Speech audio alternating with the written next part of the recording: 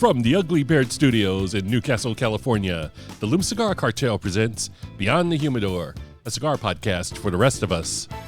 Hey everybody, welcome back, and if you're new, welcome. Scott Robinson with you for another episode of Beyond the Humidor. If I can get Greg to stop bobbing his head to the music at the beginning, I'll be a winner. Good luck. Yeah, right? How you doing, by the way, Greg? Not bad, not bad. A trying week so far with the weekend last weekend, and got some nice cigar here that looking forward to talking about with our good friend, maybe. The sad part is he came back a second time. Indeed he did, and we'll get into your weekend. No, we won't. I have a hint. Well, okay, yes, that part we will, but anyway. Yes, I know. Hey, Camera Gorilla, how's it going over there? Being on the same microphone channel of the guy with mono audio is blowing out my eardrums. But other than that, it's great. Turn it down if you need. No, I'm good. It's going good. I'm not ready for it to be hot, Agreed. but, you know, I don't have a choice. So And Scott, shame on you for belittling Gregory's simple attempt at having some rhythm. I don't have any. That's the problem. We noticed. But bless you for trying anyway, Grasshopper. Eh. How you doing, Larry? Oh, you know, it's another day in the life. But, yeah, we're plugging along. Like Greg said, it's been a week, but, you know, we're getting through it, and hopefully this will help. Amen to that. We've got beer. Beer is good. It's supposed to be wine, but that's all right. It's just too hot for it. Sorry. And I forgot your Fresca, so hope you enjoy that Arnold Palmer. No, you better. If we're drinking wine, you best bring me a glass, motherfucker. Oh, look at him all shifty. Look at that. His chest kind of got big, too. Especially because I think it's gas. Well, the sad part, it might be. Hang on a minute. You know, the wine, so we can get to saying hello to our guest here, but the wine that he got, he's like, hey, you got to check out this new wine. I'm like, yeah, I buy that at my place of employment. It's good. Yeah. How much did I pay a bottle? Shut up. Hey, let's just get to our guest here. We've got the manager for the Western Territory of Kristoff Cigars. He came back for a second time, you poor bastard. Glutton for punishment. Hey, John Fazzi, how you doing there? I'm good. Good stuff. Hey, man, welcome back. Good to be back. Yes. And we are smoking a Kristoff on this program, the Guardrail. On the last episode, they were just about to be shipped. Yes. Yeah, they started shipping mid-October last year. Mm-hmm. So, and I think I was with you guys late September.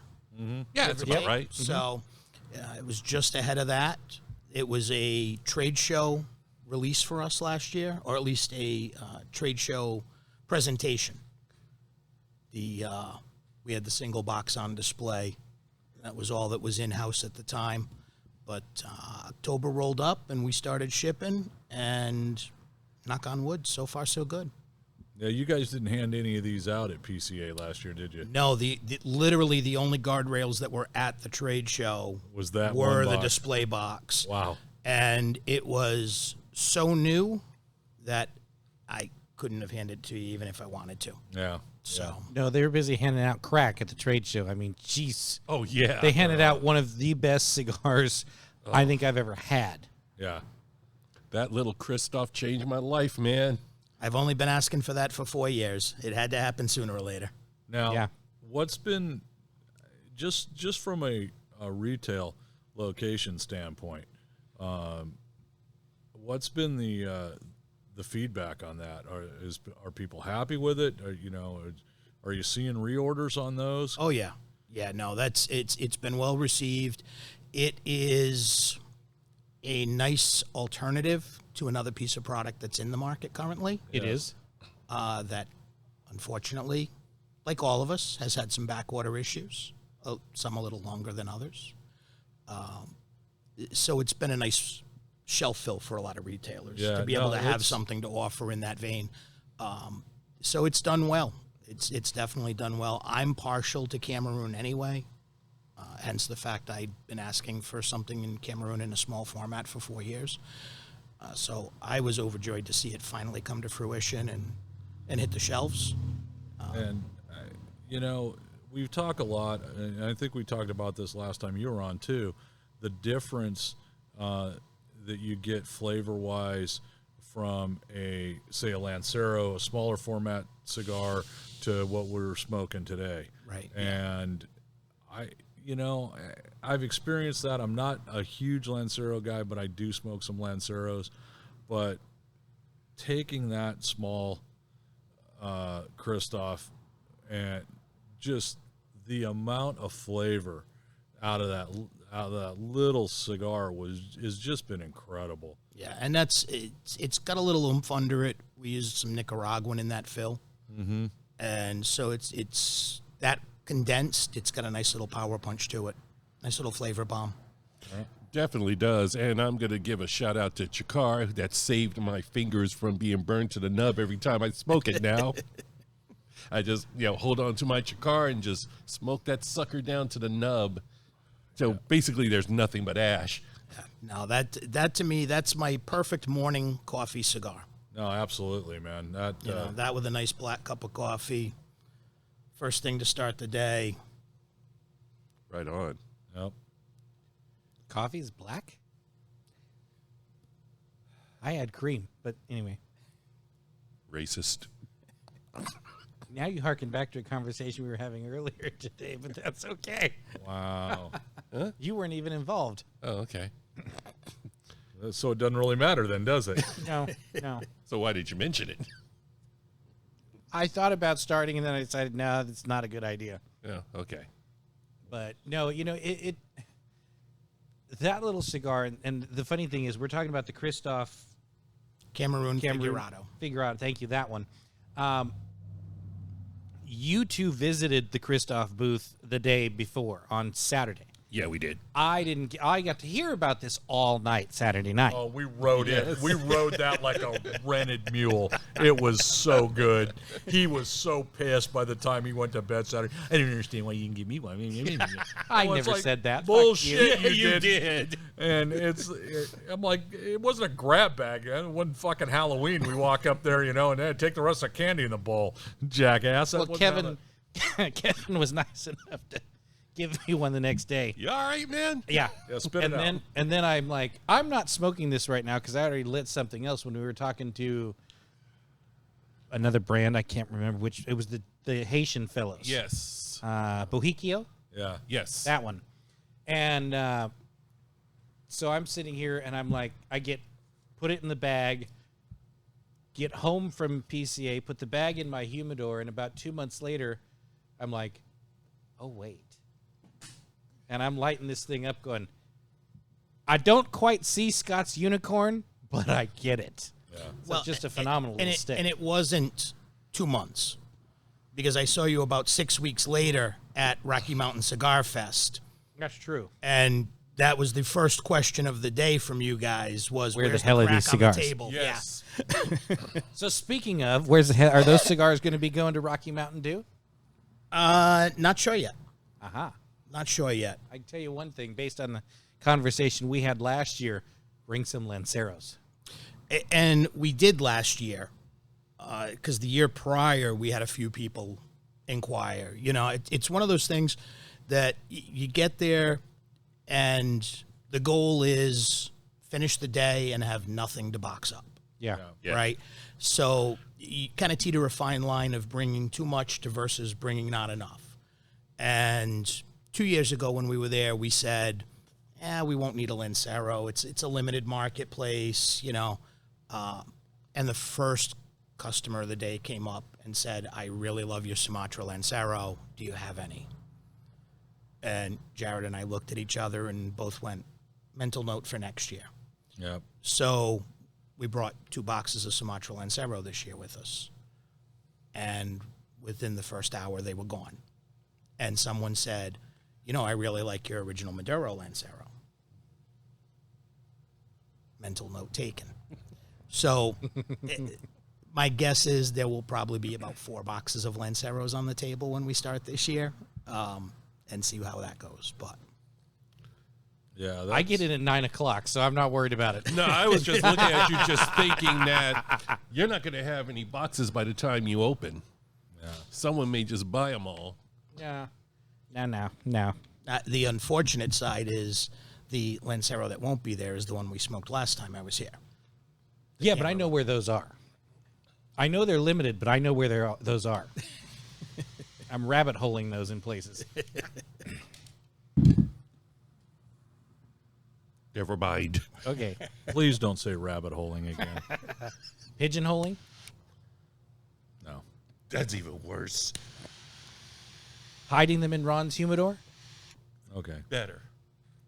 But no, that Cameroon Lancero, I know that's a limited run and its days are numbered, but Jesus. Yeah. That's my go-to.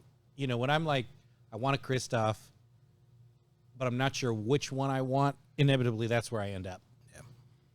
Yeah, I unfortunately don't have any squirreled away at this point. So at some point I'm going to need to visit a couple other retailers in the market that I know have some and make a little purchase. Yeah. You see that? He said squirreled away. Sounds much better, doesn't it, than rabbit holing? Would you prefer cornhole? Would you? No. We'll see. That brings up a small story. You know, I had to explain to somebody the other day that came in my fine establishment. We had some cornhole boards that we had printed, to do a full wrap on. And, oh, man, he was all excited about this and blah, blah, blah. You know, do you play this? And I said, you understand that all that is transgender horseshoes, right? Okay. What are we smoking? Beaver break. No. I have to bring this up. And no, it's not dirty. I'm not going to go there. Okay. So, over this past weekend, my wife and I's anniversary, we're in Calistoga. Go to a restaurant for dinner, or a sports bar, actually. Look up, and apparently on ESPN the Ocho, there's fucking professional cornholing. Yes, we were doing that. We were watching that at Rocky Mountain 2 years ago. I don't know. It was like I watched it for the first time. We and were I'm fucking drunk. I was fucking horrified. I'm Well, like, you guys were, but you know, well, yeah. Lewis and Scott were commentating on it. Remember? They were Maybe you drunk. don't. Yeah, I don't remember. My wife and I are just sitting there going, what the fuck? Really? And they had sponsors. Sponsors actually gave these people money to throw a fucking beanbag into... Hey, let it go, man. No, I can't. I just... So, I want to go back to horseshoes.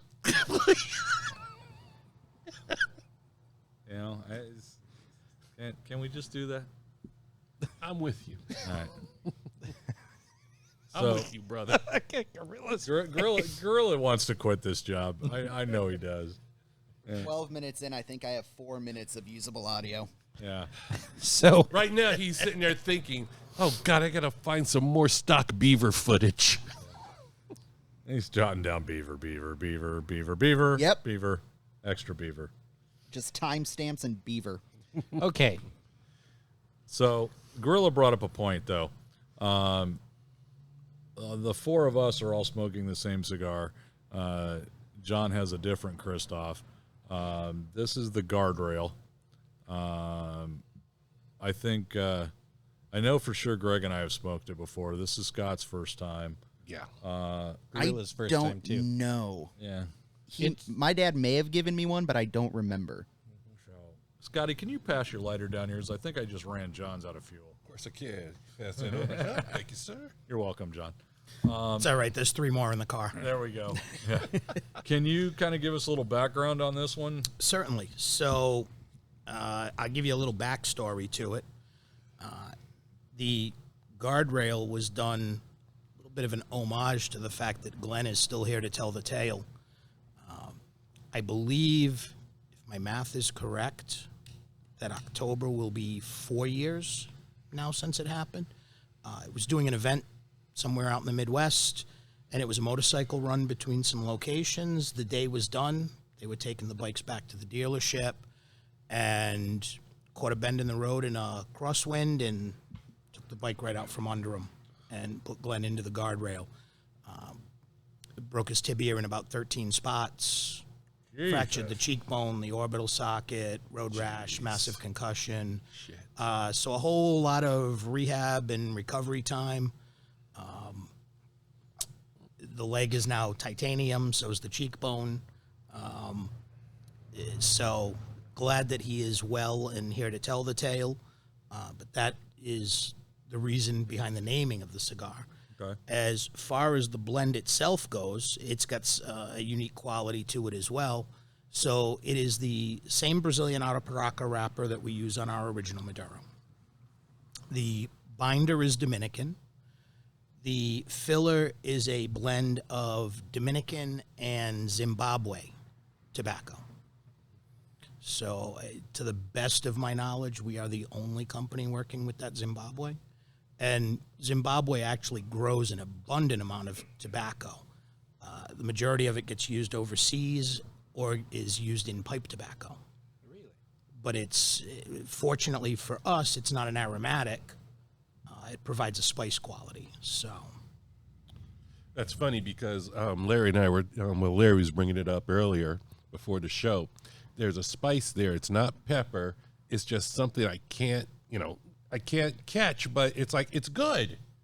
I like it a lot. If we go to the description, because I'm looking at Kristoff's website here. All right. So not to put the idea into your head, but it's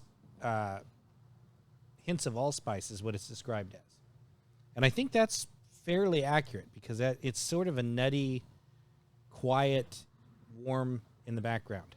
Huh. Yeah, okay. I was thinking more of was it Obey? Is that how you pronounce that spice? That it's a southern kind of Cajun. Oh, I know what you're talking about. Filet. Okay. Sassafras. Yeah, I was getting kind. I don't know. It's Yeah, now that you mentioned sassafras. but it's got a different tang. Like I said, it's not a pepper. You're not getting that bite, but there's something there that is just different. And man, this thing smokes so smooth. It's such a great cigar. Yeah, it does. So one of the better descriptions I've heard back from a retailer in a different segment of my market was it's reminiscent of, I want to make sure I say this correctly, a spicy hot pretzel. Okay. There's that spice quality. I almost pick up a little hint of like a salt to the lip, not so much overwhelming on the palate. And it draws a very nice, thick, rich smoke. So it's got that heavy, almost bready quality on the palate. Yeah. So I don't know if it's necessarily the best description I would use for the cigar, but I can easily understand all the components as to why that would be. Yeah, that's a description very for no, it. that's a very good You know? description actually, because the smoke that you draw, and I put a big V cut on this. The amount of smoke that you get with this is just huge, and it's not harsh. It's just I don't even know, and it's great. God, this thing is so good. Oh, wow. Yeah, it is. No, it's done well. It's been well received. The stores that jumped on board at the trade show last year, sight unseen, have been more than happy with the results on it. The reorders have been good. I think it's probably exceeded expectation at this point. Awesome. I could be wrong, but when I look at my back order reports and I see how many come in and how many have gone out in a blink, it's moving well. That's awesome. Do you know if there's any plans in the future to use this Zimbabwe tobacco in anything else? That I'm not sure of. That's above my pay grade. Okay. I don't know until they tell me. Okay. But we've been playing around with that tobacco for a few years now. Okay. And we tried a couple of different things that just, once it aged and sat, just didn't quite work the way it should have. Didn't feel right? Yeah. No. But this one has definitely hit the mark using that tobacco. Yeah. And So- that's, I think pairing it with this wrapper, because I think this is probably one of the best Maduro wrappers out there. Yeah. And it's definitely a different Maduro flavor than a lot of the stuff you're seeing around right now, and I think it pairs really well. Now, and it's funny because you and I and Scott have been talking for a while now. I think we even talked to John. We may have talked to John about this in September. I don't remember, but I like being the not Maduro guy in the group. I like the fact that with all of the Kristoff line, whether it be the Kristoff Maduro, the Vengeance, the Pissed Off Kristoff, or the Guardrail, they're not so heavy that I can't enjoy it. And I'm not afraid to put a fairly newer smoker into, hey, I want to try a Maduro. Let me put you over here because I think this is a good intro Maduro for you too. Yeah, they're not going to get kicked in the face. No, and I think that's part of the difference is there are some companies out there that want to blend for strength, right? They're looking to put you in the back of your seat while you're smoking. Glenn is very much the opposite mindset. Glenn wants to blend for flavor. He wants you to enjoy the smoking experience and wants it to be approachable. Even outside of the blends you were talking about, there's another cigar in our portfolio, the JT Signature, which our Vice President Jared blended. And Jared, when he's on the road, which is a lot of the time, tends to smoke. I know to order extra Connecticut's when I'm traveling with Jared because he knows he's going to be smoking a lot, so he stays mild. So even on his cigar, when it was blended, it was, okay, this needs to be mild medium. It needs to be accessible to a broader spectrum. And that's always kind of in the back of the mind. Anytime Glenn starts blending it's more the flavor than it is how heavy can I make this cigar or how much oomph is on that body of it. So Yeah, I really like that. And the fact that, Kristoff works on flavor. I mean, they're just great cigars to smoke. It doesn't matter which one you get either. I know. Because the Shade Lancero, wonderful, wonderful smoke too. And it's just like, I walk by it and look at it, I'm like, what's this? Good thing I bought several because I ended up smoking them back to back almost. It was just, it's great. And I've, for Kevin's area up there, I don't know if he gets down to the Boise side, but a buddy of mine that's up there at the vault, he goes, I handed him one of those little Kristoff Figurados. Yeah. And he smoked it, and he's like, what else they got? So I ended up grabbing one of everything from TR and taking it up there the last time I went up there. And he's like, how come I can't get these up here? I'm like, I'll get you to talk to some right people, but I know where I can get them, so I can just mail them to you. Matt Sass, if you're listening. Matt joins us on Monday, in fact. In Monday, he'll be here. But, yeah, no. Monday, he's joining us. That's his market. Yeah, because Kevin's North Idaho. But, yeah. But Will loves it. He was smoking. I forget. What did he smoke? Which one did he have? It's the Kristoff Maduro. It was the one he smoked the other day and loved it. Tried and true. Still our number one bestseller worldwide. Yeah. I mean, it's a line that, and that Vengeance, was it the Vengeance or was it Pissed Off Kristoff? Glenn gave me one or the other the last time he was at TR, and it was such a good, he's like, you're going to like this, and I'm looking down at this cigar, and, thank you, Glenn, I will. Going, holy crap, yeah, no. He was right. Yeah. No, it's the only thing I've had out of your line, and I told the story the last time you were on, was that triple Maduro. And it just, I was on an empty stomach. And on an empty stomach, almost anything you'll smoke is gonna. Yeah, anything darker is gonna hurt you a little bit. But I smoked 2 of those, and I was driving home, and I felt drunk. I was like, well, but still, you didn't, when you were smoking that, you didn't think you were getting hit with a lot of power. It still had a great amount of flavor. And it was just, one of those things where if I'd had something to eat, it wouldn't have been a problem at all. But yeah, just a great line all the way around. I haven't had anything from Kristoff that I didn't enjoy.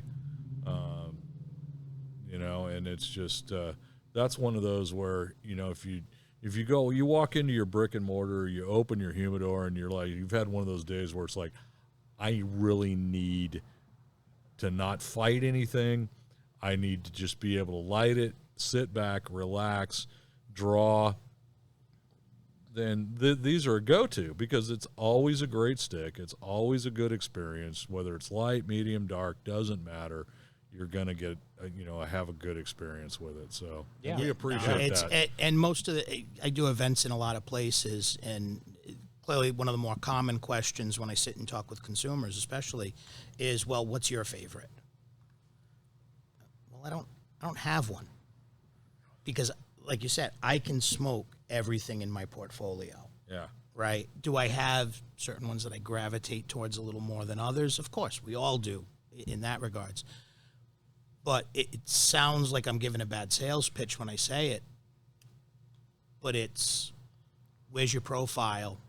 And I can wrap you into 6 or 7 options, and I don't think you'll be disappointed with any of them. So. Yeah. Yeah. Well, and I think also one of the things I like about the Kristoff line is it doesn't matter whether you're smoking is it 55 or 60? Which size is that? Is that the Matador? Don't know. Looks like I believe it was Yeah, the Matador. so 56.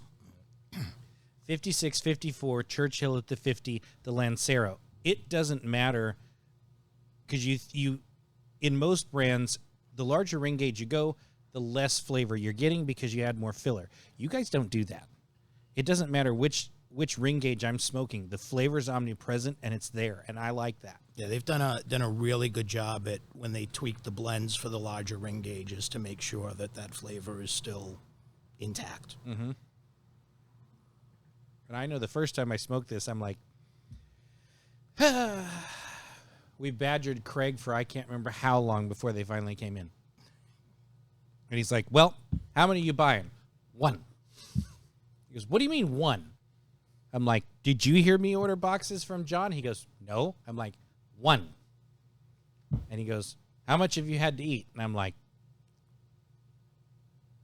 maybe enough. And he goes, nope. Smoke something else. You can still take one, but smoke something else. And I did. I sat down after a nice steak dinner, and it was amazing. It's... I don't even really know how to describe that first time because it was just like, I'm just sitting there going, this is a Maduro, and I enjoy it. It's flavorful. It's good. It's, and there are 2 things for a cigar that irritate the crap out of me. This one does not do that. Rarely do I find I'm fighting it. And 2, I better have a good amount of smoke volume. I hate cigars that you get nothing out of. Right. You guys do that perfectly too for me. That's just me though. Yeah, no, it's I think it's like anything else too, right? Time and place that you smoke will always affect that response to what you're smoking to some degree. When I worked retail, I had a gentleman come through and he's like, all right, I'm going to the Keys. I just passed my test, getting a promotion on the fire department.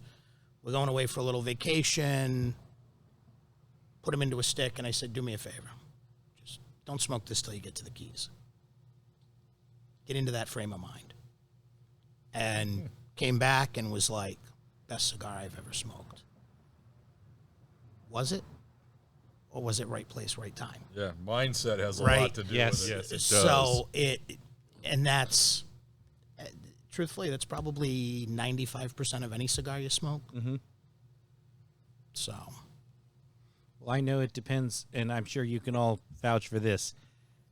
Your mood depicts also how fast you're going to smoke it.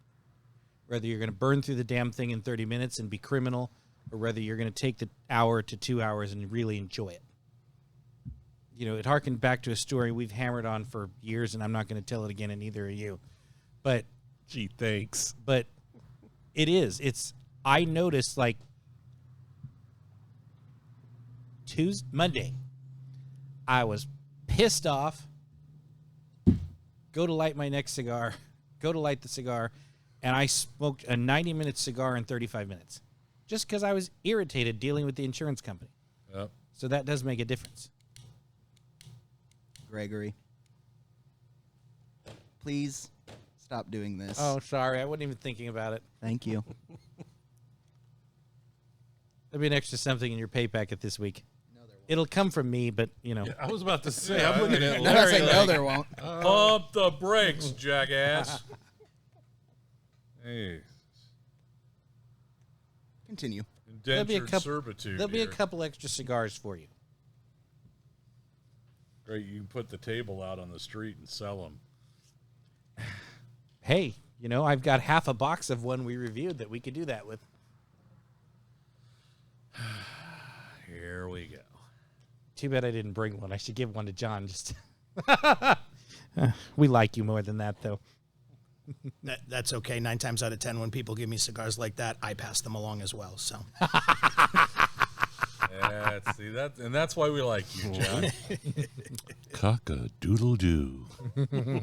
What are you smoking? I don't know. I refuse to look. On another note, we have a first on the Camel Gorilla side. I just ashed all over the road. That's okay. Did you burn the mic's cover? No, yet? I have not burned the mic cover. As he moves it back, you chicken shit. Well, as the lightest cigar smoker in the group, now that you push the mic away, what's your thoughts and opinions thus far? I am glad I acquired my paycheck and went and got lunch before this, as I was advised to do. But no, this is fantastic. This is definitely, like you guys are saying, this is cranked up on the flavor, but not on the strength. If this was as strong as the flavor is, yeah. I couldn't smoke. It would be too much. it's billed as a true medium. Yeah. And that was the same. I don't know if it was your predecessor or another person from Kristoff visited Tobacco Republic and gave me, I think, a Vengeance and there's another one. One's a standard and one was, I think, a Torpedo. But they were both, I don't remember 100%. I know one of them was the Vengeance. Well, the Pissed Off Kristoff is a Perfecto, tapered at both ends. Maybe it was that. Maybe it was a Vengeance and a Pissed Off. No? No? No Perfecto and Vengeance. Perfecto and Vengeance, rather, not in Pissed Off. Okay. Okay, then maybe that was the Vengeance. And I had another. They were both very dark and dark. And I'm like, I don't know. But they were both very good because same thing. They were focused on flavor, not power. Right. And I would feel comfortable recommending this not to a first-time smoker, but someone who was at least my level who smoked it. But Well, and again, you got to remember, too, you're looking at a cigar there in the Guardrail that the binder and the majority of the filler is Dominican, which inherently is tempered and mild. So Yeah. it's what's coming through is that spice note from the Zimbabwe, that flavor note off that Arapiraca. So it's definitely, it's not a strength issue to that cigar. It's full flavor. That's amazing. What's the profile on that JT Signature? Is that kind of a mild to medium, you were saying? Yes. So that is done with a Ecuadorian HVA wrapper over a Sumatra binder, I believe. Oh, wow. With a Dominican Nicaraguan fill, if I am remembering 100% Wow, correctly. that's a hell of a combination there. So it comes into that mild medium. If you're a true mild smoker, it probably fills more to the medium side, but it's not heavy Okay. by any stretch. So very flavorful for a lighter style cigar. It's one size only. It's a box press Toro. And it was originally done up to be a event-only cigar with Jared. Right. You know, bring it in. Jared will come in, do the event, do the launch, and then you'd be able to carry it. The unfortunate part was the timing. We released it, and then COVID happened. So there was no travel. There were no events. So we've been able to expand the market with JT slow and steadily. During COVID, Jared said, well, I can't do the events. Give me 5 or 10 stores in each territory that we probably would have looked to do an event with, and we'll extend the offer, even though we can't come out and do the event. So it was a slow roll to get it out there. Now we're a little more, we're still not placing it everywhere, but it's definitely accessible. Right. Now, are you going to get on the event presentation on that just late, or is that you just kind of missed the vote on the events? No, I think it's been in the market long enough now that it's I don't know that we need to follow it. Okay. And No, that continue makes to sense. do that event, to make it an event. It's already It's been established. placed into enough stores without having to do the event now that I don't know that there's anything to be gained doing, that ship's doing that kinda- event behind it at this that stage ship's of the kind of game. sailed. Be better off to put your eggs behind, your. Yeah, it's. behind I mean, we're someone. looking at that's. I believe it was 2019ish, 2020ish, as we did the release on that. So, I mean, we're 3 years removed from it at this point. So it's kind of, it's doing its thing. It's running its course, and we're still dropping placements as we go. If stores ask about it, I'm more than happy to add it to their order and get them the facing. It's gotten away from being that event-driven Okay. piece of product. I look forward to trying that one as well. Definitely. We Yeah. should just have a box dropped. You know, you would think you guys know a guy or something. I don't know. I might. You never know. How's the cigar progressing as we are getting down to like the half or the last half? If Oh, you I'm in will? the last third at this point. But, dude, you know me. I'm not the Maduro guy. This cigar has been one of my favorites that I've been smoking here and there when the Maduro strikes that I want to smoke it. So for me, it's a great go-to. If you're not a Maduro guy, I say give it a try. Find it at your local brick and mortar. Find it online if it's the necessary thing that you have to go to, but it's a fantastic stick. No, I agree with you. One of the things I love that you mentioned was the amount of smoke that comes out of this. I'm one of those people like you. It's like I want to smoke a cigar where I get a lot of smoke. I don't want to sit here having to draw through it like I'm sucking through a strawberry milkshake that's been frozen for 4 hours. Yeah, this is not a Benson and Hedges ultralight. Damn it, we want some smoke. Yes. How about you, Larry? How you coming along? Man, like I said before, I love this stick. I am probably every time I pick one of these up, I grab one out of TR. Or I think I've got 2 or 3 left in my humidor right now. I always kick myself as to why has this gone so long in the rotation? And it doesn't matter if I smoked one last week or last month. I'm always like, I need to rotate this through faster, and get this through more. So yeah, I would imagine we're at Wednesday now. It was when we're recording this program. I would imagine that I will have another one of these by the weekend. Mm-hmm. So, and that's just how it goes, It's a really good cigar. It's super mild power wise for Maduro. Like Greg said, even if you're not, don't think you are much for Maduros, if you want to venture that direction, this is a great place to start because you're not going to get hurt, Right. Well, like we said, this is more of a medium. It's not a Maduro. It just looks scary, if you will. Sorry. Hang on. What just happened? I had to brush the ash off the mic cover, you jackass. It's not burned. You want to see it? Look at that. Yeah, you can kiss my... Yeah.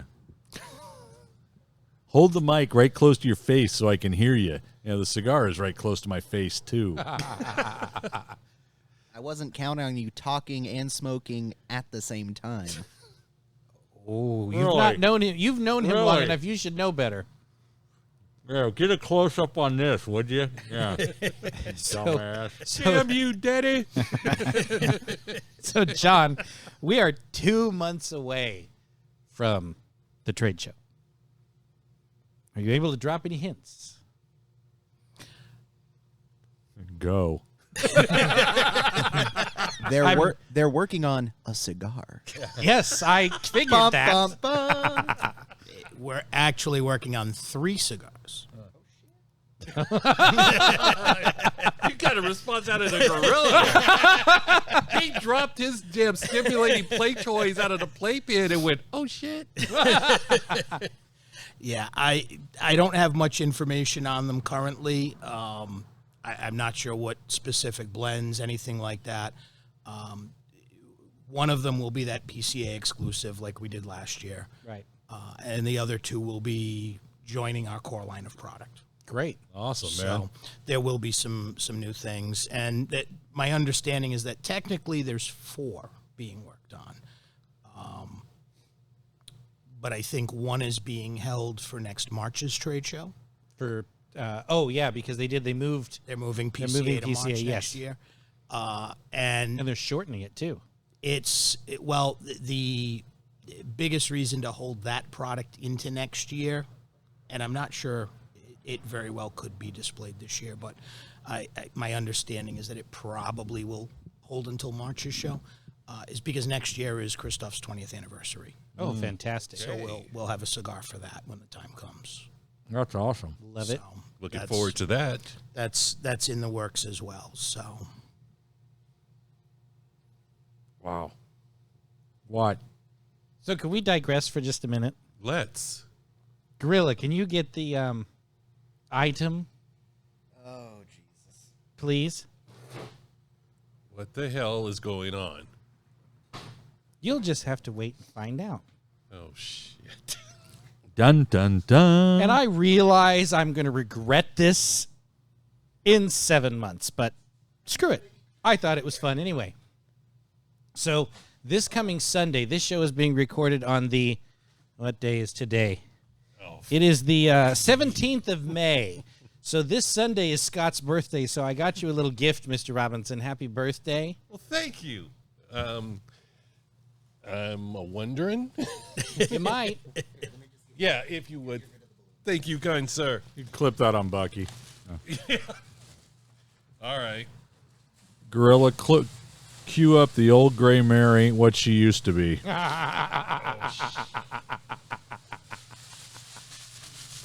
Hey, Greg. How did you come up with multicolored tissue paper, you colorblind fuck? Ooh, grape sodagram. No. My buddy. Really? Real great flavor. I'm going to be called an asshole in a minute. Just wait. Here we go. I don't know how old he is. I forgot. I don't care either. Ooh, this is not good. Go ahead. Read it out loud for everybody. Are you armed today? No, No, thank no. God. I'm drinking, so Okay. no. Ooh, I know there was a method to my Yeah, madness. Scott with the quick legal disclaimer. No, I'm drinking alcohol. Smiles at camera. You hear that, Sheriff Wu? Woohoo. Looks, brains, personality.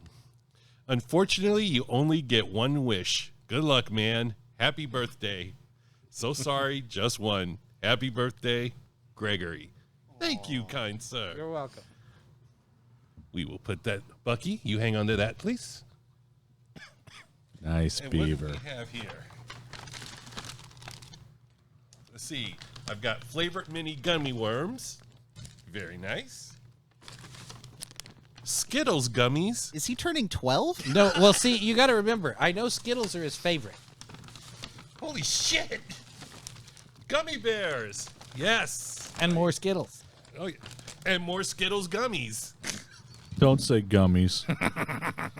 That's what it says. Okay. What else do we have here? And now for the fun part. Bubbles. No. Oh, no, just wait. There's more. Oh. Just wait. There's more. Okay. This here is wrapped within the wrapping or the bag. So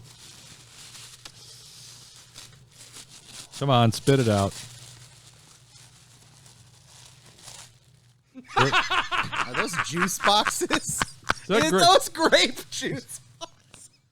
For the win! I thought they were Kool-Aid packets. For the win! You motherfucker. I was joking about the grape soda gram. And this. That's why I couldn't believe you said that. Show the studio audience. Bucky, hang on to the grape soda mix or grape drink mix. Jesus A little grape drink and some Ripple. It'll be fabulous. Hey, man, you got a jelly jar you can pour that in? If he doesn't, I got one at home. I'm making some hood wine for Saturday. Some 7-Up, grape drink mix, and some vodka. Nice. Maybe a little gin. Shake it up. And see, I was saying, Hey, man, if you freeze some of them gummies, you can use them as ice cubes. or I can make drunken ones. Yeah. Jesus, how poor did we start out? That's the that puts the trash in white trash right there, folks. Well, you know, the sad part is, right, I'm walking through a place that I frequent, and he makes the joke about grape drink all the time. And when I saw that box, I'm just like, oh, yeah, I'm buying that. Okay, you got to tell that story again, because for people who have not heard that story, So we're in a grocery store, and Scott's picking up a few things on our way back to his place for dinner. He grabs a bottle of grape flavored fizzy water, right? And he goes, the drink of my people. What he doesn't realize is, as he says this at full volume in the middle of the aisle, is there's a crusty old white dude about 20 feet behind us that overhears this and is standing there, I shit you not, looking at Scott going, yeah, he was sitting there going, I thought it was orange. Look at him with that grape drink. He loves it. Yes, Mommy, just like it says in the encyclopedia. Watermelons on aisle 4. Jesus. We are all going to hell. John's been real quiet for the last time. John's like, John's hoping the owner of his company doesn't see this podcast. Yeah, Glenn, nothing to see here, man. hey, I can edit you out, John. Yeah. Fazzi was held against his will. Now we'll just get one of those screens like in a documentary with the mob informant. Yeah. That's it. And he said that he'll shoot him in the fucking face. No, sure. Yeah. Just don't look in the trunk of his car. Hey, I got rid of the Lincoln, so What? Why would you do something like that? it was time. Too stereotypical? What? let me guess, replaced it with a Prius? No, God, no. God, no. Oh, God. No, actually, there were already 3 bodies in the trunk, so Yeah, I was going to say. time to move on. You can only tape out so many silhouettes in the trunk of a That's it. Continental. Four voids the warranty. Yeah. Yeah, Guido won't service it anymore. Yeah, it's a hell of a problem to have. Oh, wow. Actually, my service tech is Vinny. How did I not? How did I not pick up on that? Oh my God! Well, so what are you driving now? I went back to Mazda. Oh, there we go. Miata? No. Oh, damn. Do they still make those? Yes. They're very popular to turn into... What, from the 16 to 21 crowd? Who's very popular? No, they have become very popular to turn into weekend rally cars. Drive it during the week. On the weekend, go to the track and drive it like a stove. No. Yeah. No. Well, That's not what they're doing to him. I'm serious. Well, we're not stuffing you in a Miata. No. Well, he would be the roll bar. The crash helmet would be his roll bar if he flips the damn thing over. Whew. Yeah. Because the windshield's going to be about right here. There we go. That'd be a good look for you. Grape ape. Grape ape. Maybe you could just put the seat in the middle. No? We're going to be short 2 white folks for the next podcast. Yeah, it's all right. We're getting you a Shriner's hat if you do that. Well, there's the 3 Shriners in Pennsylvania aren't listening anymore. Oh, God. Wow. Well, Thank you, kind sir. You're welcome. I will put the great mix to good use. So pay attention to upcoming. This is going to air. This is going out late, right? This is not going out right away. No, this goes out after Matt. Okay. All right. So when this one comes out, remember to go back and listen to the one where we talk about Scott's retirement / birthday party that's coming up, because I'm sure there's going to be some, hilarity that ensues. Yeah, I'm not bitter. Judging by the invitation. No. Nah, not Well, at all. so I had an interesting thing go on this weekend. So Larry knows this. John doesn't, but Gorilla does. I had to house sit for Harley this weekend. So I get a phone call on Friday, and Scott's giving me a few little details that Sue wants me to know about the dog. And then he drops this one on me, Larry. Oh, by the way, she doesn't sleep in her house at night. She has to sleep on the bed with you. Pass. Did he say pass or ass? Pass with a P. Okay. Because some furry pajamas, that's not the first time that's happened. Right. So I told you this already. I get there. Night one comes to an end at 11:30 at night after we've thrown the ball down the hall for the 200th time. Oh, yeah. And I'm like, come on, let's go to bed. I grab my stuff. I go upstairs to plug in my phone. Little Harley will not leave that couch. Will not go upstairs. Nothing. Try to pick her up. Off she runs. I'm like, the hell with it. Slept on the couch both nights.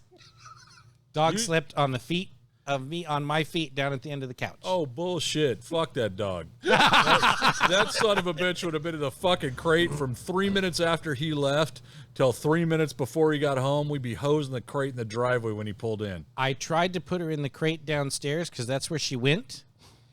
So I closed the crate, went upstairs, and was serenaded for 15 minutes and said, screw it. I'd rather sleep rather than, listen to this all night. Oh, this is horse shit. Scott, people of your age, and I say that because you and I are basically the same age. Yeah. Y'all bought the wrong kind of fucking dog for people your age.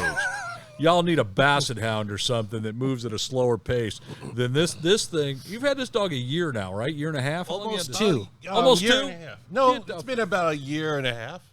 Yeah, October was what Sue said. This dog that's still when she was goes born. 8,000 miles an hour, John. This fucking thing is on crack, and it's ridiculous. So then, do I dare ask what kind of dog you purchased?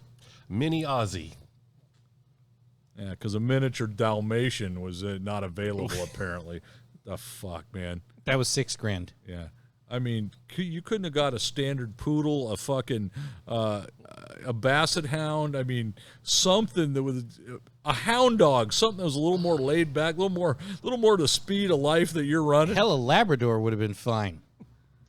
Sue doesn't like big dogs. She likes little dogs. Dude, you couldn't wind that dog any tighter with a drill. This fucking thing.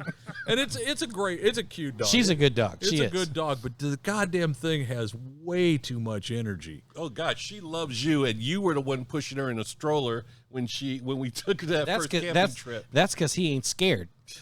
Yeah, it's because I'm comfortable in my, in my man card. I just goddammit. can't do it. But no, man, that fucking dog is just. And Scott's wife she is so patient with that thing. Okay, Harley, come now, sit, Harley, sit, Harley, sit. Man, it makes me want to sit. It's like, there, fuck, the dog obviously doesn't know sit. Here, watch me, dog, I'll do it. Sit. Fuck, you gotta be kidding me. And then watching that thing try to get up the stairs of your motorhome.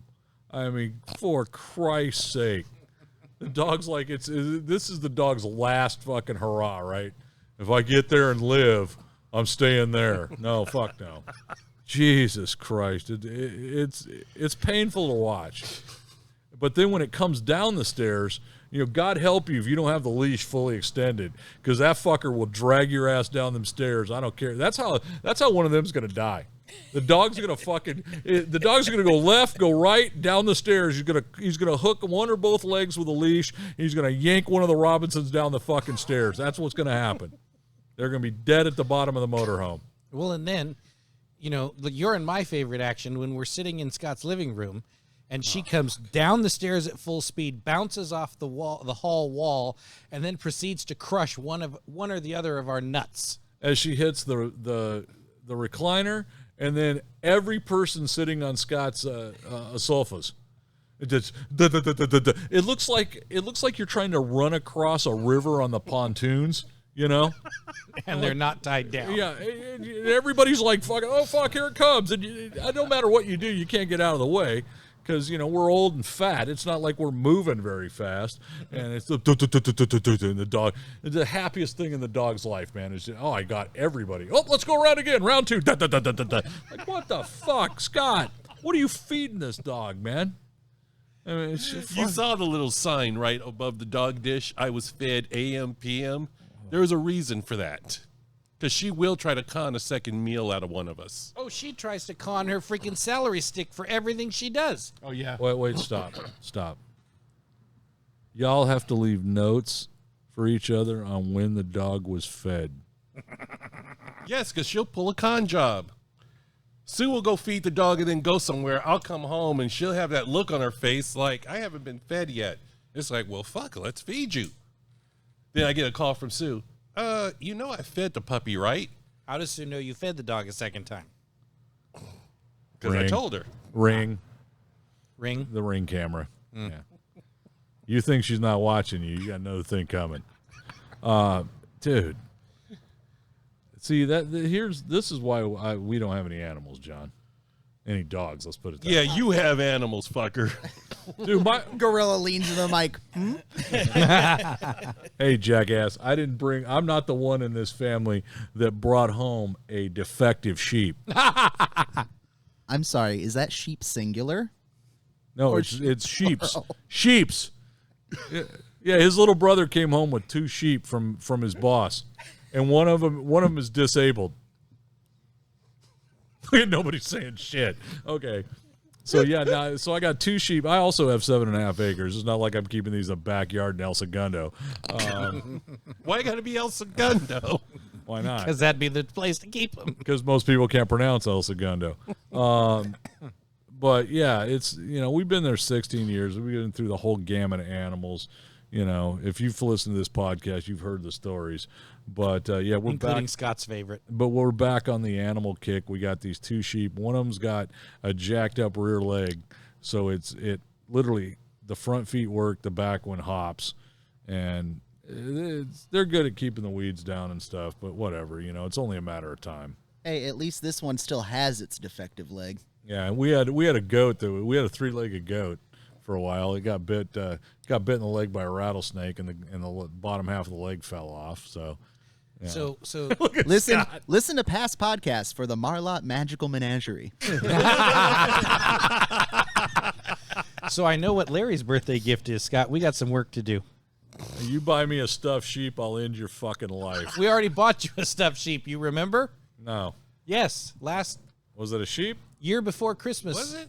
Yeah, you got him a stuffed goat, and I got him a stuffed sheep because he Yes. was having problems with those sheep invading his yard.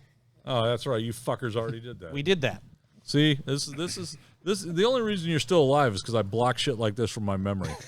Yeah. So, but yeah, Don't worry, it'll get worse. But this is why I don't have a dog, man, because you gotta tailor your whole life around them fuckers. And I love dogs, but we do too much shit away from the house, man. And I'm not one of those. I'm not taking the dog with me. You can fuck straight off. Well, Scott, don't put your finger up. No, this ain't directed at you. No, This I know. is in I know. general. No, I know. But I just wanted to share with you the brilliant idea that Tiny Wife had like about a month or 2 ago. Uh-oh. And I quote, "I feel bad. Why do you feel bad, love? Harley needs a friend. Oh, bullshit. no. Are you?" And I was like, "Are you fucking nuts?" Because you need another dope addict in the house. That fucking one dog's not bad enough. No, and it's, man, I get it. People like their animals and stuff, but there is no reason to bring any animal, I don't give a shit, to Safeway, to Home Depot. No, I don't do that shit. No, I didn't say you did I that. know, I'm just saying. No, I agree with you. And then Greg, who works in customer service, and this goes right. I'm telling you that this trend keeps up. Our world keeps going this way. I'm getting my fucking kangaroo. I will put that. I will take that son of a bitch with me everywhere. But I'm sure you could get one on the dark net.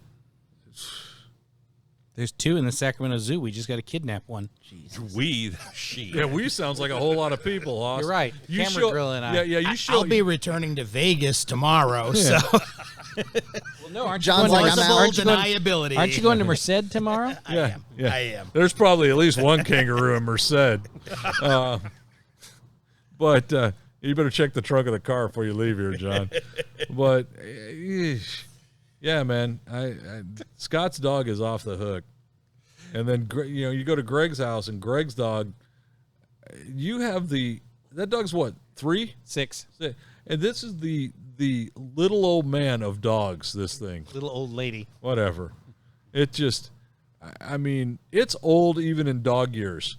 This poor son of a bitch, 6 years old. It acts like it's 319. You open the sliding door for it to go out on the patio, and it looks at you like, I don't think I'm gonna make it. I'm like, what the fuck? I will say, though, I have seen you at least twice almost make the flip. And the one time I always think of is when you discovered miniature huskies were a thing in Old Town Sacramento. You damn near bought that fucking dog off that guy. We tried to steal these people's dog. I was straight up. I saw it go by us. My dad stopped, turned around, went, what the fuck was that? He almost had a full life realignment in that moment. Dude, I got to tell you, this is probably 10 years ago? Okay, easily. And that was by far the coolest fucking dog I've ever seen. It was the size of your dog, Scott. Okay. But it was straight up a Siberian Husky. Nice. And it was cool as shit. So we go talk to it was a younger couple that had it, and I'm talking to him like, I've never seen a dog like that. What is it? Guy tells me the whole story. And then he tells me what he paid for that fucking dog. And I'm like, More than Mumford? oh, dude, you got 3 Mumfords for that. Wait a minute. You got to clue John on Mumford. Mumford is this cat that we camp with. First time I met Yes. He said cat you camp with. no, well, that I didn't mean cat as in The feline. people we camp with who have a cat. Yes. So No, the cat goes too. First time I met this guy, they had their dog, a white lab, kind of an older dog, big, kind of like me, big, fat, and lazy. Yeah, Callie. And we're all drinking. I'd literally just met this guy like an hour earlier, and I have a problem with how vocal I am. I have volume control issues sober. So when I drink, that intensifies the fuck out of that, which is not a good thing. So we've been sitting around kind of, there's like a center table like this where everybody brings like their dish to share and 7 bottles of alcohol. It's the fucking hell of an experience, right? So we've been doing this for, I don't know, half an afternoon. It's starting to get a little bit later. The wives are starting thinking about, I need to feed this fucker. He's going to throw up everywhere. So we're starting to break a little bit and kind of venture back towards our own recreational vehicle. And apparently loud enough for everybody to hear. I look at Scott and I go, that motherfucker say he's buying a $2,500 cat? And everything stopped. And I'm like, ooh, that was louder than I expected it to be. But true story, man. This guy bought a Bengal cat. Fucking thing looks like a tiny Bengal tiger.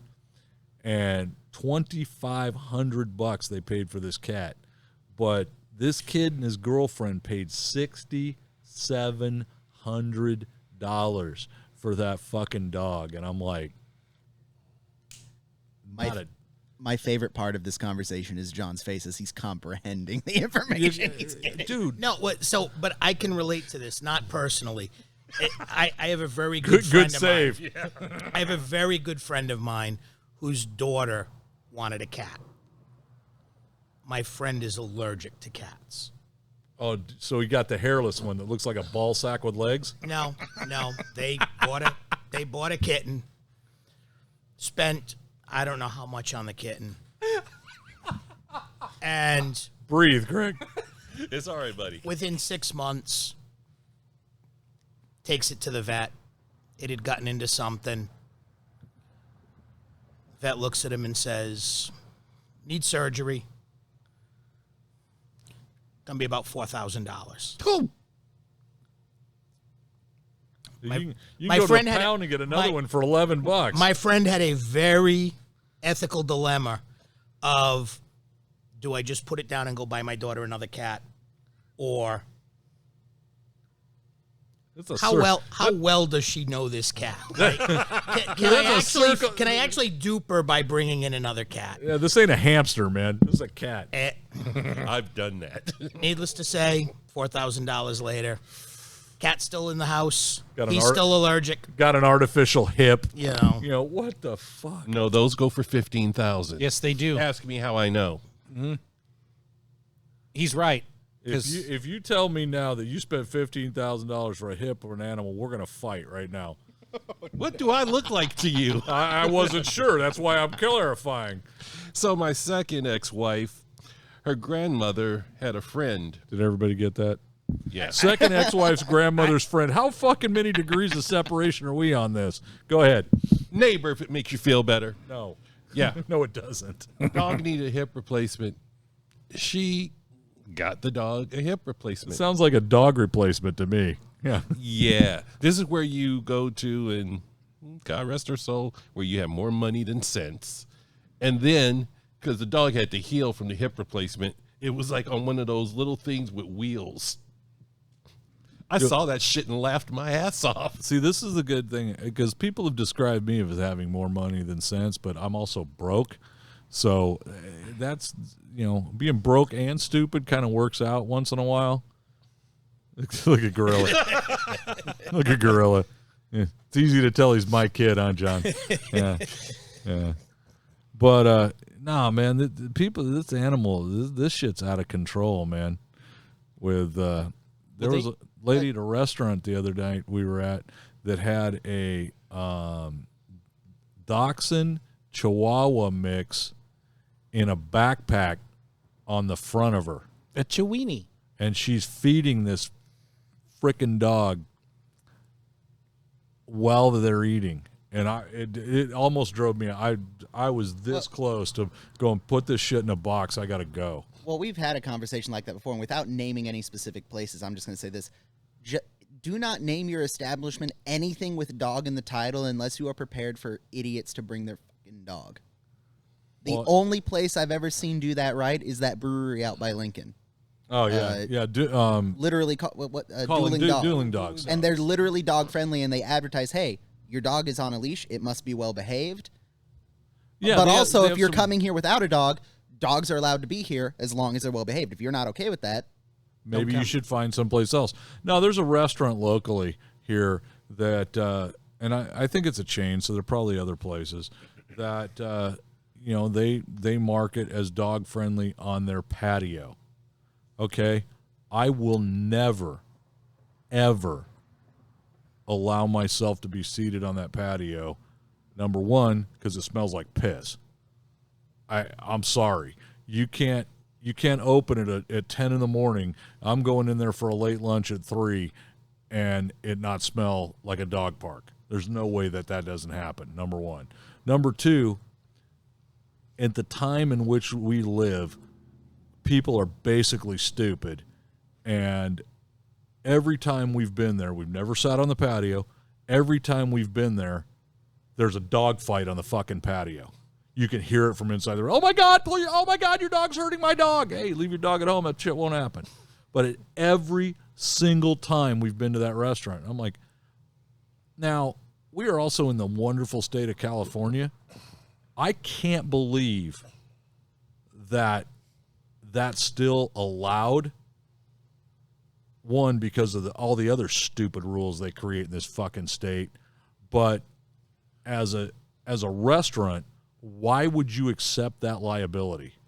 Mm-hmm. You know, the insurance required for or that. any business. Well, any business, but yeah, I mean, you're marketing. You're asking people to bring their pet here and telling them it's okay, and setting yourself up to get sued huge if somebody's dog goes apeshit because there's 19 other dogs there and fucking bites somebody or somebody else's dog. I mean, the potential for disaster is gigantic.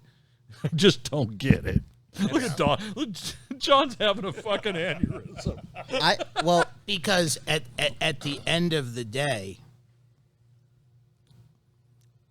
that is far less dangerous than a flavored cigar or a menthol cigarette in the state of California. Oh my God! Yeah. I knew he had something. I wasn't sure which direction he was going, but yeah. God forbid that we can't sell those Newport Ultra Kings anymore. But please take your 300-pound fucking German Shepherd that's been attack trained. Let's put that on an 1/8-inch nylon cord and hand it to your 100-pound child and take that into a fucking restaurant where there's 19 other dogs. That's a bitchin' idea, sir. Let's do that. And Greg can relate to this. I'm sure you get people who come into with their dogs. Yes, no? He would have preferred you didn't. I'll bleep. You have to remember, we're not live. I can fix that. I realized my mistake as soon as I said, when people come into your establishment. So the hard part is the American with Disabilities Act does not clearly specify or certify this stuff. Ignoring the Americans with Disabilities. Because when I worked at, I don't care, I enjoyed my time there, grocery outlet up in Auburn, I'd say there was a couple dozen people who would bring in dogs. 9 times out of 10, I'd go up as the courtesy and be like, ma'am, your dog cannot be in the cart. Why? And I got to the point where I kind of had an understanding with John and the managers. I'd say, because we do not want your dog's genitals or butthole in the place people put their child and food. And if that upset them, then I'd wave the manager over and they'd be told either put the dog on a leash and walk it next to you or leave. But on the other hand, there were a couple people who had bigger dogs. One was a homeless guy and the other was a nice, very hippy-dippy lady. You know where their big dogs were the entire time they were in the store? Right next to them. Right fucking next to them. And they were the nicest, sweetest dogs on the planet. I don't have a problem with people whose dogs are well-behaved in public places. It's the ones that are or pissing on shit. I'll just say this. It's above my pay grade to deal with that. No, I get it. I get it. But an honest-to-goodness service dog is trained. Yes. And trained and trained. And that dog behaves immaculately. Yes. It immaculately, as I try to say that. But when Floyd and Beth dragged their 4-year-old boxer to Home Depot, no. Remember the one, I know you've seen this in reality. I've seen this on a reel on Facebook of a cat in a Home Depot splayed out on all fours being drugged by its leash because it does not want to be there. 100%. I witnessed that at the Auburn Home Depot. A little old guy dressed like Colonel Sanders, 100%, dude, all white beard. I had to be 135 years old, dragging one of them fluffy ass cats that looks like a mop, and this cat had all Mr. Bigglesworth? Yeah, flat out on its stomach. He's dragging this sumbitch behind him, and I'm like, whoa, what? I'm looking. This has got to be a joke, right? Somebody's filming this. Nope. He's just cruising through the store, mopping the fucking floor with a cat. Well, the first joke is a leash for a cat. Well, you know. Mumford. Yeah. They keep the Spinks or whatever the fuck that thing is on a leash. I don't know, man. Luckily, or however you want to put this, we don't get a lot of feedback. We ask for feedback from people all the time. I know there's people that listen and watch this because we see the numbers. This is going to be where somebody's going to email us and go, "You piece of shit! You don't like animals." I love animals, and what I don't like is people. Let's clarify. Speaking of that, let me take it to the next level. The people who overtrain their dogs. Have you seen the clips of these people who will walk their their 407-pound German Shepherd on steroids through a dog park, and when another dog on a leash following all the rules is curious, like, oh, another dog, they're like, not friendly, get your dog away from my dog. If you have trained your dog to be that aggressive, hey, don't take him to the fucking dog park, you piece of shit. There we go. They're the Second Amendment tattoo tactical vest version of dog people. I'm being I hate shit. I'm sorry. Holy shit. Oh God, we're going to hell. I experienced one of these people in real life the other day. apartment Please email us today at Loomis Cigar. info@LoomisCigarCartel.com. I'm speaking from experience and seeing it on the internet. I was out in Lincoln the other day, and I had one of those people, and he's walking his dog. He's got his sunglasses on. He's got it. Dude, I'm sorry. He looked like a piece of shit. And I kind of look at his dog, and he looks at me like, he didn't say anything, but he looked at me like, don't come pet my dog. I'm like, dude, chill.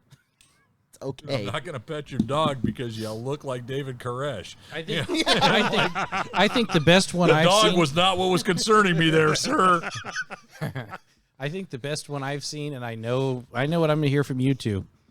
I'm sitting up at one of my spots that I look for deer, Oh, there we go. and I see this thing bouncing through the field.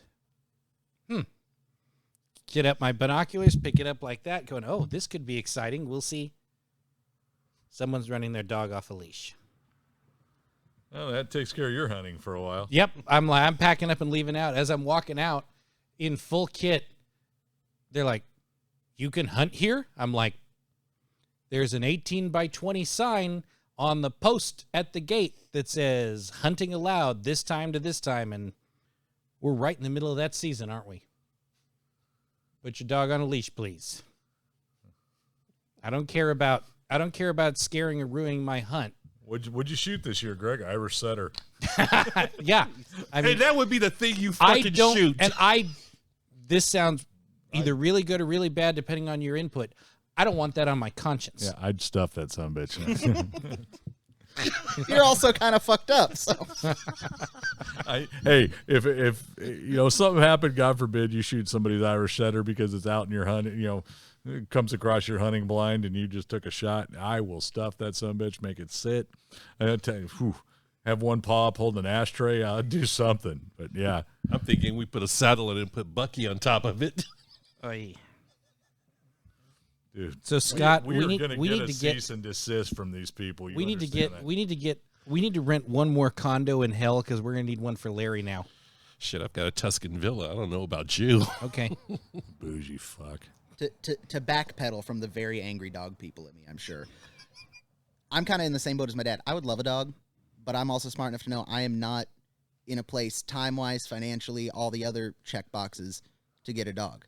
And when I do, I'm not going to drag him to the store for me. If my dog can't exist at home without me for an hour and a half, then that's not the dog for me. But on the flip side, if I go camping or on a road trip, I want to be able to take my dog and have it be a decent dog that's not going to be yapping at the gas pump or shitting in the fucking if I'm going to get, You haven't checked all those boxes yet, Robinson. Don't be eyeballing me, you fucker. So you raise an interesting point. There's a good happy middle ground. You raise an interesting point because I'm sorry, Sue, but Harley does fall into this. We have a generation of COVID dogs. They were bought as puppies during COVID, and they are codependent on their owner because their owner was home for 2 years with them. So they don't function well outside, and they also don't have the socialization to meet people. Tell me I'm wrong. And that's where I think that what we're seeing now is part of that problem. But, it's just training. I mean, mine does not go very often unless we're going on a walk. And look at Greg. He don't walk, so I'd fucking. I just walk slowly. Fucking dog ain't going. She don't walk very fast anymore either. She's old. But what's your excuse?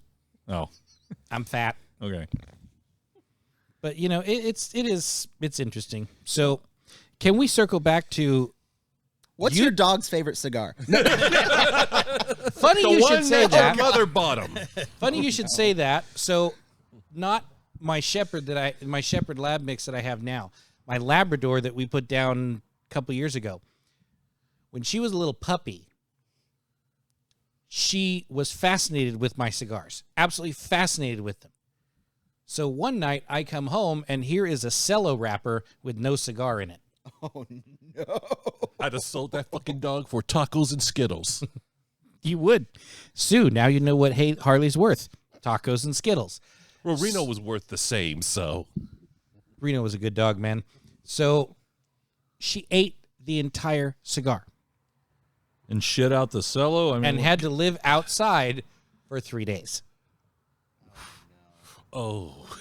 She very quickly after that incident lost her fascination with cigars. Oh, yeah, I bet. She wouldn't even come out and sit with me when I'm smoking. She's like, nope, not a chance.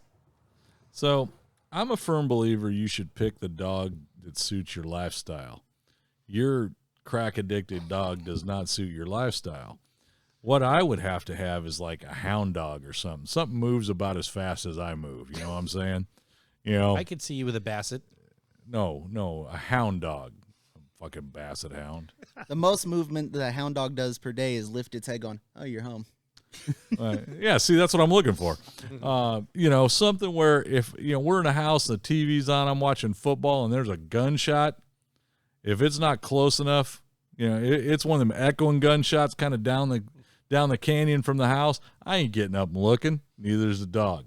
That's the kind of dog I'm looking for. You feel me here? You understand where I'm going with this? Here's the crazy thing. So speaking of dogs and television. I was going to say, here's the crazy thing. Now, yeah, my dog's on crack. She's on crack. She goes nuts. There's one time she does not. When the old man comes out of his room, she'll just come up to him gently, kind of walk with him. She's totally calm. That's because he's cracked the shit out of that dog with that cane. Don't bullshit me. That dog, yeah, same reason you swat a dog on the nose with a newspaper, keep it off the couch. Pop and that dog have an understanding. Hey, I'm sorry if I threw you under the bus, Mr. Robinson, but God damn it had to be said. There is a reason that fucking dog acts like that. Well, it's funny because Harley barks at the television when dog commercials come on. I'm out. I'm done. Look at poor fucking John just sitting here. John's like, you're a glutton for punishment. I just wanted to talk about cigars, man. He's expecting Caesar Milan to walk into the room any second now. At least the dog's just barking at the TV. Yeah. Right? I would be more concerned if you told me that the dog was lunging at this other dog on the TV and banging off the TV. Not that TV. Oh, God, no. That TV falls on that dog, it is over. But, no, I mean... I was talking about the TV. Dog would be flat enough to slide it under the garage door.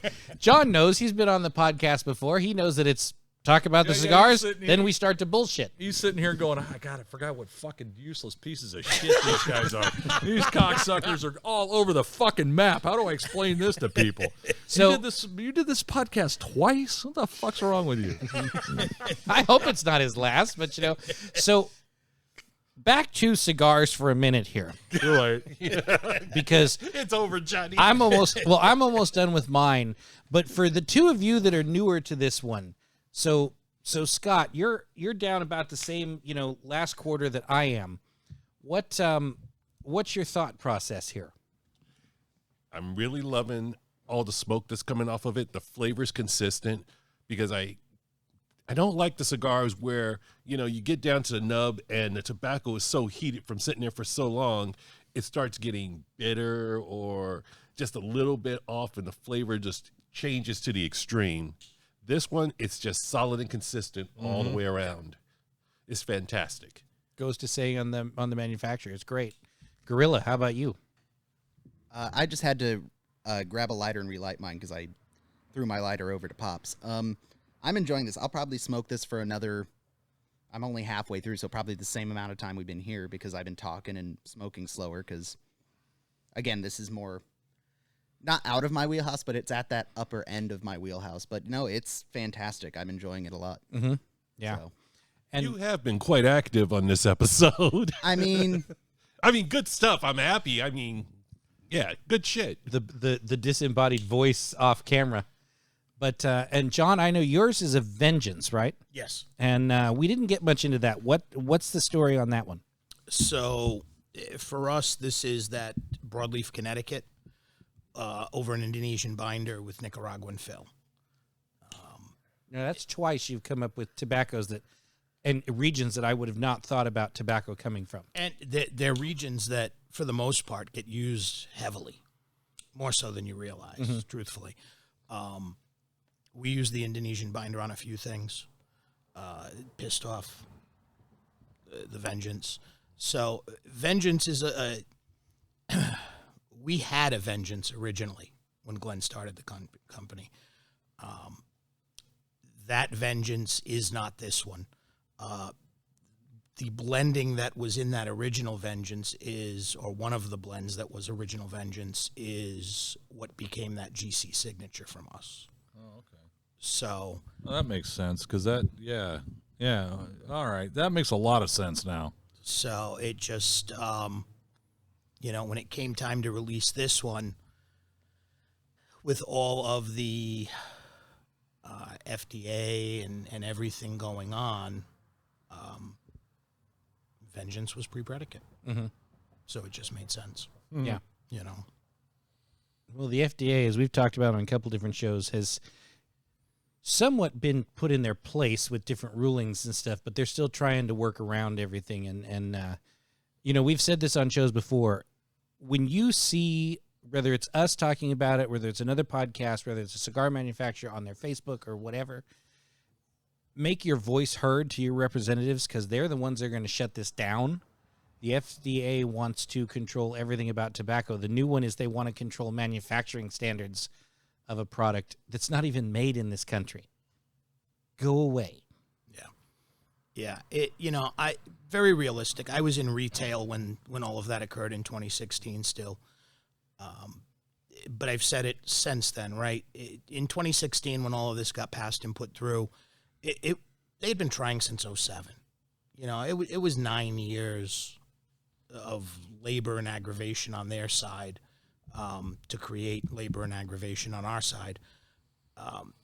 It was going to take us all of 9 years and then some to finally reach resolution and get to that. And we've still got some work ahead of us. But we've had some good victories along the way, thank God. And hopefully that continues. Yeah. And, it's interesting. If you do decide you want to come back with us lunatics, it would be fun to talk retail one time, too. Yeah, definitely. Because, retailers, we've talked to a couple of retailers. We talked to Josh at the Vault last week. We talked to Paul from the Racketeer up in northern Idaho. Yep. And retail is a fun side that I don't think the consumer, they see it, but I don't think they understand that it is a lot of fun. It can be. It can be. Well, if it isn't fun, you get out of it. That's why I'm in sales. Yeah. Which you do very well. Because that's much better, huh? Oh, God. So it's funny. I say it all the time. When I made the transition from retail into sales, I had a good friend of mine. He's brokers now, but he's been in the cigar side of sales for probably all of the last 20 years, if not a little more. And we sat down to have a cocktail and a stick, and we were talking. And he looked at me and said, "Congratulations. You get to go have the same 4 conversations that you have here in 400 different stores." And it's true. Yeah. The team name changes, the name of the politician changes, the local restaurants being discussed changed, but they're the same conversations. That doesn't change no matter where you go. It's true. Doesn't matter what lounge you go to. It's absolutely true. And I kind of like it that way too. Yeah, I don't mind it. I appreciate the fact of, and I enjoyed my time in retail. Don't get me wrong. I definitely did. But when you're in retail, you are captive to those 4 walls and the people that walk through your door, right? In sales, I get to pick my moment in time and go, it's been great, gotta go. And move on to the next. Yeah. and that I appreciate. Yeah. How big is your territory? Too big. So there's a reason you see me at the Rocky Mountain every year.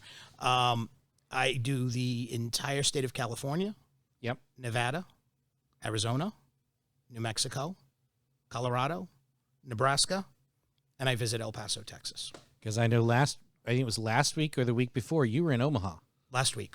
Mm-hmm. Last week I was in Nebraska doing events with our retailers out there. Yeah. Yep. And we like seeing you at Rocky Mountain.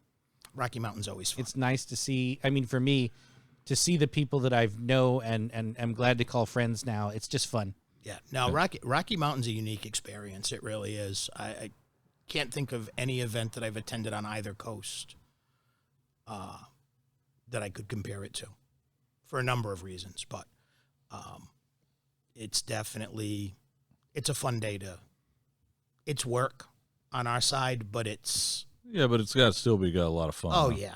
Yeah. How did you end up with one city in Texas? Because being that I cover New Mexico, Uh-huh.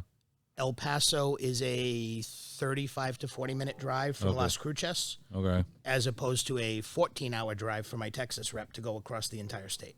Okay, that makes sense. Yeah. Okay. And did you hear the statistics for Rocky Mountain this year for 2023? No, I haven't. The whole event sold out in 9 hours. I believe it. I know VIP sold out in about 5 minutes. Yeah, 4 minutes. Yeah. Mm-hmm. But it's crazy. And it's going to be fun. These two are not joining us, but you'll see me. Yeah, we're free ranging him this year. Good luck. What I plan to smoke and drink and have a good time, and that's about it. Yeah. No, and that event's definitely meant for that. Going with 2 Shirley Temples this year, Marianne? 4. Ooh. He's going to be out of control. We're going to have to get his little floaties for his arms so he don't drown in the pool. No, more respectively, I'm taking the 350-pound, 6'5" Korean, so when we have to carry Wes back to the room, I have someone to help me. There we go. So you're still going to have a drunk or two to manage. Just one. God bless.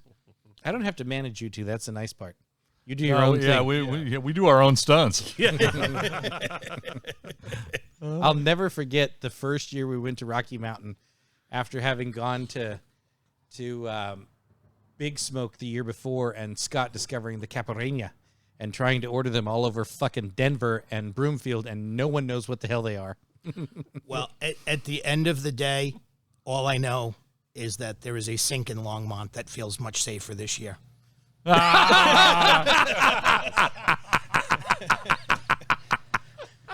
Look back to last year's Rocky Mountain recap show for that story, folks. We still give Chris grief over that. I wish there was a way to make wet footprints places, just like here you go. Hey, Chris is here. It's wet footprints. And we see him coming from the parking lot. We should spray a little footprint, with a water bottle. Hey, you sit here. Hey, no, I know a guy that can make us a sticker. And do a stencil. Yeah. Just out of plastic, throw it on the ground, pour some water in it. There you go. Gorilla, you have thoughts? Maybe, but I'll save them for the end. Oh, God bless all of you. So what do we think, man? We about ready to wind this thing up? What do we got? I think it's so. Final thoughts, Gorilla? Final thoughts. The cigar's fantastic. I did want to do a little shout out. You guys met my buddy Zach at the little Christmas get together we had. He's the younger gentleman that came in and joined us for a little bit. Yes. He was the one who was so excited to get his picture taken with Pat Walsh. Yes, because he Yes. didn't realize Pat Walsh was going to be there, and he was very excited. Mostly to brag to his parents that he met Pat Walsh. But weekdays 7 o'clock, KFBK, iHeartRadio, yada yada. 7 at night, by the way. 7 at night, yes. Yeah. But shout out to him and his classmates from Cal Maritime. As of this recording, and by the time you hear it, they'll be way gone. I think they're 10 days, 8 days-ish into a 58-day cruise on the training ship Golden Bear. Their itinerary is Cabo San Lucas, Samoa, Hilo, Hawaii, Astoria, Oregon, and then back to the Bay. And during that cruise, they'll be earning their Golden Shellback, which is crossing the international date line and the equator simultaneously. So props to them, fair winds and following seas, all that good jazz. I hope they have a good time, and I hope they let you above deck at some point. He's an engine room monkey, so I don't know if he's going to get to see any of those fabulous. Does he know what sunshine looks like? I don't know.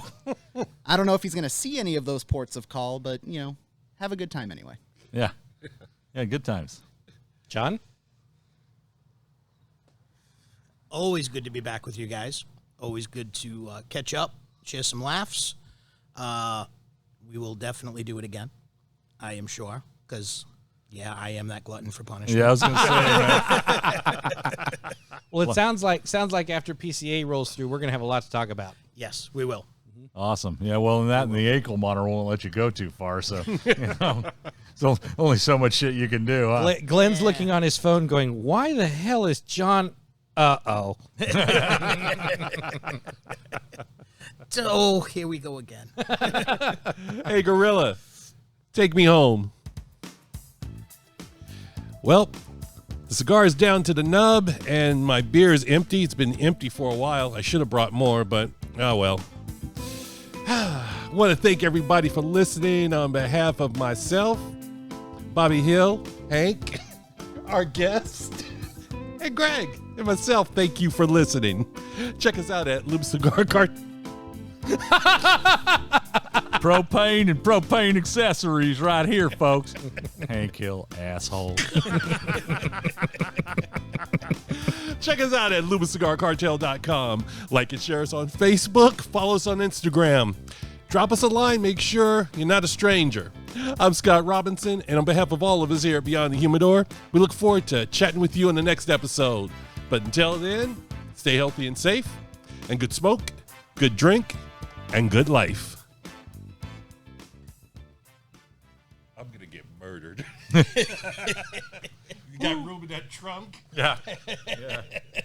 Oh, God. Oh.